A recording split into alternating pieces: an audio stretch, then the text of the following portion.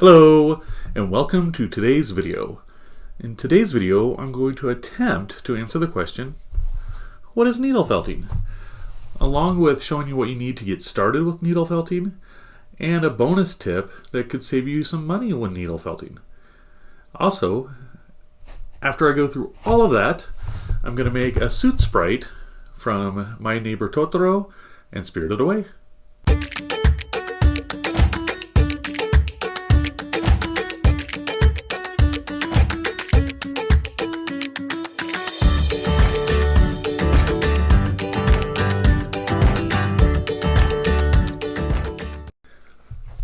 Okay, what is needle felting? Needle felting is the process of taking some wool roving and a felting needle and kind of sculpting it. I like to call it sculpting since I do more sculpting than anything else. I will demonstrate on this little piece of wool. Stab your wool roving with the felting needle, then continue to fold it in and stabbing it until you have the shape you want. Be sure to be very careful and watch your fingers. The needle is very, very sharp. So I just wanted to show you the process of it. And how it was explained to me is that the wool fibers will grip to each other, and think of a zip tie. So this needle felting needle has little barbs on it. And when it goes through the wool, it's pulling the wool with it, and then it's kind of interlocking like a zip tie will do. And the more you do it, the tighter it'll grip. And so if I keep felting this, or keep stabbing this piece of felt, it'll get smaller and more dense and become like a tight ball.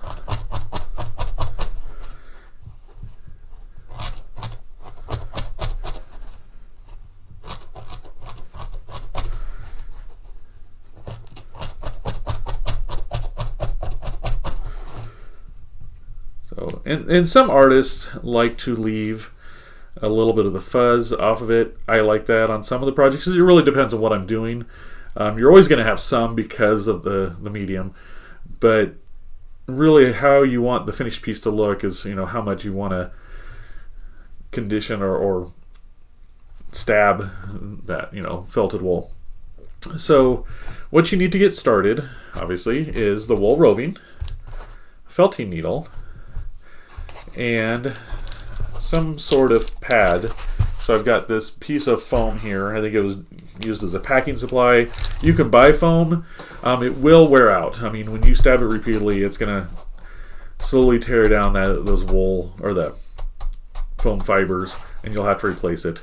If you want to do this on, like if you're sitting in your chair, you want to do it on your lap, make sure you put a hard surface underneath it. But the purpose of the foam pad is to protect the surface underneath or yourself, and to protect your needles, because if you hit them on something hard, it's going to break the tip.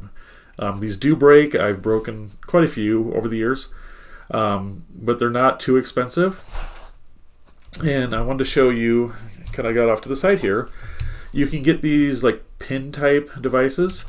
So this one will hold 3, but I have 2 needles in it. And I'll do that when I'm doing like adding details to something. And then to make it go faster, you can do ones like this that have the 3 needles in it. And so this is going to cover obviously a larger surface area. And when doing bigger projects, it'll make it go a lot faster when doing your needle felting. And the last one I bought at a craft store in Sydney, Nebraska. I'd never seen one with this many needles, but I was just looking to get some more needles, and I came across this. So it is locked, but you'll see it's got kind of a protective plastic casing around the sides of it, so you keep those needles safe and hopefully not poke yourself. But when it is lined up, it's got a little spot there, you can stab into the wool, and I'll just do it on here, but you'll stab like that, and it'll bring this plastic down, and then all those needles, I'm not for sure how many's in this one, there's quite a few, will condition your felted wool. So these are what most people are going to recommend. Your pad, Your wool roving is obviously essential, and your needle felting needles. Something I would like to recommend to you is some polyester fiber fill. Now you can get this at Hobby Lobby, maybe Joann's, and probably Michael's. And same with the needle felting supplies. Most craft stores will carry it, but I will go into a little more detail about my preferences on the wool. But the reason why I use fiber fill is you can kind of do the same thing with your felting needles, and you can stab it repeatedly. It takes longer than the wool to shape how you want, but as an artist on a budget, like I think almost all artists are, this stuff costs about 42 cents an ounce when you use your Hobby Lobby coupon. You can get a huge box of it, and without any kind of coupon, this stuff costs over $3 an ounce. So that's a huge difference. So if you can do the bulk of your shape with this polyester fiber fill, you're going to save yourself a lot of money, especially on bigger projects. And then I want to show you some of the projects I've done. So one of the first things I made when I was just testing it out was this one-eye blob made out of the felted wool. Not perfect, but I thought it was a good starting point and gave me an idea of what to do. You can see he's a little fuzzier. And then one of the later projects I did is he's kind of my convention mascot. This is Gus. Now Gus does have a tooth made out of polymer clay that is glossed, that I glued in place.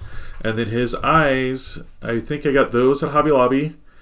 Hobby Lobby will have a section that you can get stuff for plush and different dolls and stuff, and they'll have some different eyes, so you can get like solid little black ones or some cat eyes or these blue eyes. Another thing I've done in the past is I've gotten some stuffed animals, either like you can get them at Goodwill, garage sales, or if you know anybody that's giving them away.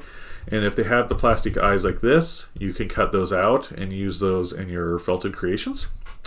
So Gus is definitely a more detailed project than like the one-eye blob or some of the other stuff I've done, but he's not the most detailed. At the end of this video, after I make the Soot Sprite, I will show off some of the other projects I've done with felted wool, and a lot of those have incorporated some pieces that are made out of clay too. I like mixing the mediums and stuff. And then I wanted to show you a couple things here. So off of Amazon, this isn't all of them, but this is 45 colors of wool fiber you can get for roving, or fiber roving used for needle felting. And what's nice about these, so you get 45 different colors, so you don't have a lot. These bags are pretty small, but if I do a polyester fiber fill ball about this size,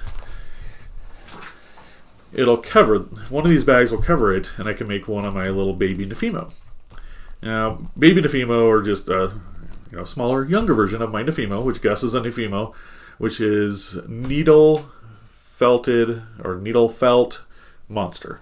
So these are baby Nefimo with them. So he has the wool roving for the body over the polyester fiber fill, and then he has polymer clay eyes, and the white part of the eyes is actually glow in the dark. So he or she has glow in the dark eyes. And I've done a lot of these guys through the years. And now that I'm getting back into needle felt and having that on my channel, I'll try to do some of these on the channel. And then I wanted to show you, I'll get these out of the way. So this is the brand that Hobby Lobby carries. It's workable, it's fine, but it is rough compared to some stuff I've gotten online. So I don't know if I can.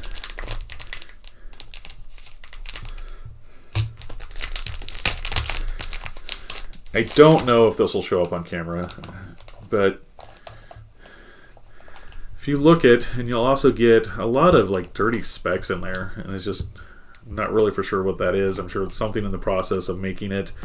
I'm not an expert on what goes into making wool roving, But this is a little rough compared to some stuff I've gotten off of Amazon. I've also gotten some off of Etsy. There's some sellers that'll sell wool roving, and it's really a huge difference in quality, and I don't think it was a huge difference in price. I don't remember how much I paid for this stuff, but there's several different buyers you can buy from, and it just takes some experimenting and buying from different places to see the differences in the wool roving.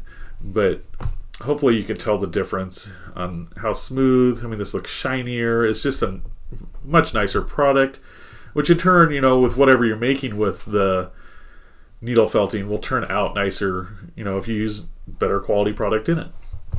All right, so let's get this cleaned up, and then I will make the Soot Sprite, and then followed by that, I'll show you some of my other creations I've done. And then if you have any questions about needle felting at all, please leave them in the comments down below. I'll be sure to answer any questions you have. All right, let's get started on the Soot Sprite. So I'm starting off with the polyester fiberfill and conditioning that with the one that has 3 needles in it. It's not quite big enough to work in the one with the, I think it's like 8 or 9 needles, but the 3 needle one works pretty well.